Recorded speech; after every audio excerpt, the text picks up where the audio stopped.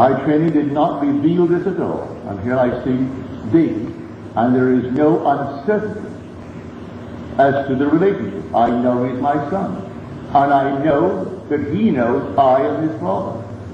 If I am his father, and he is God's son, well then, who am I? Everyone in this world is going to awaken as God the Father.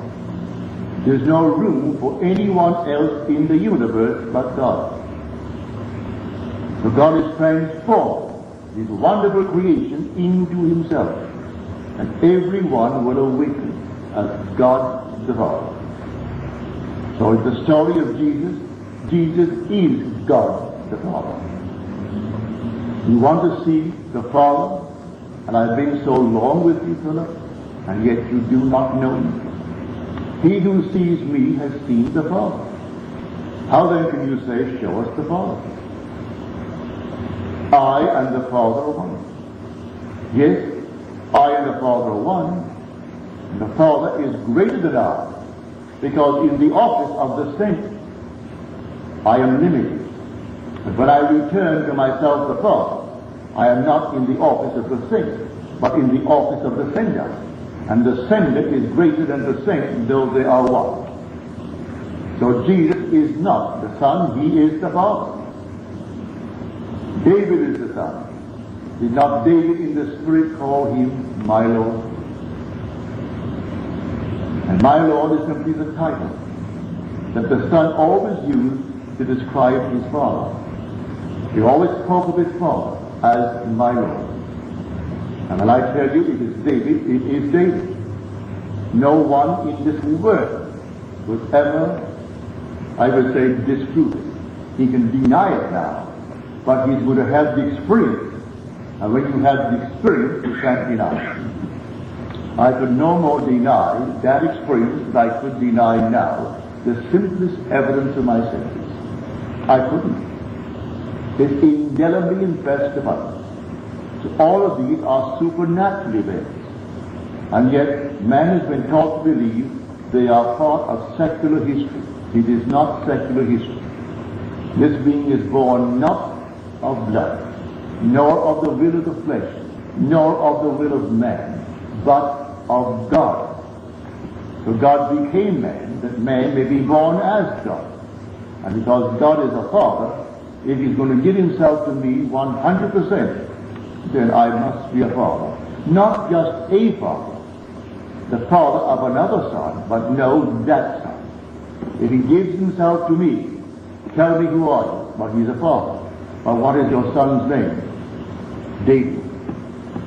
Well, if David is your son and you succeed in giving yourself to me, I must be. If you succeed, I must be David's father.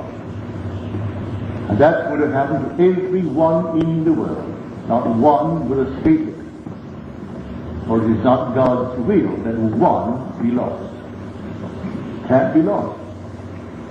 So if you go through the furnaces, do not let anyone condemn you for it and say it serves you right, or this, that, and the other. No. It is God's will.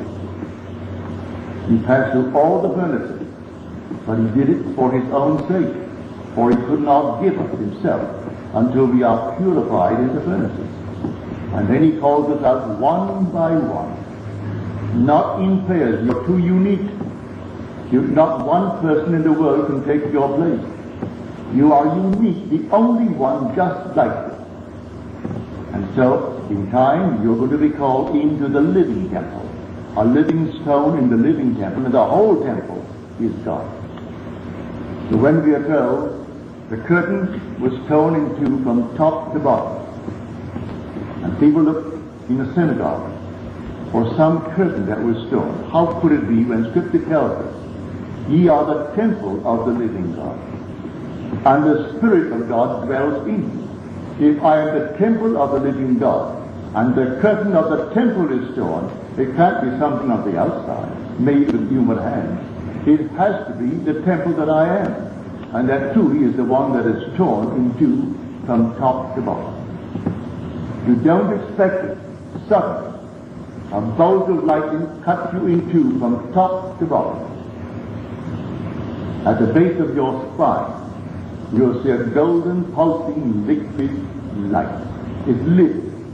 As you contemplate it, you are going to know it is yourself. And you're going to fuse with it.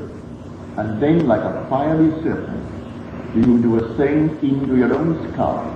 But when you get there, it's going to reverberate like thunder. So you're told the story in the 3rd chapter of John.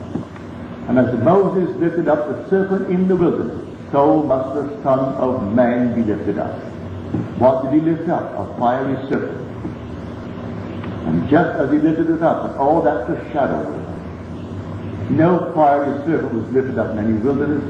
All these other shadows, as we are told in the book of Hebrews, he was told to build it according to the reality. Build it according to the reality, but yours will only be a shadow of the things to come. All this is beautiful imagery, but although the words are figurative, the truth is literal. When it happens to you, it will be literally true, though when you read it, the letters, the words used were figurative. Lifting up a serpent in the wilderness.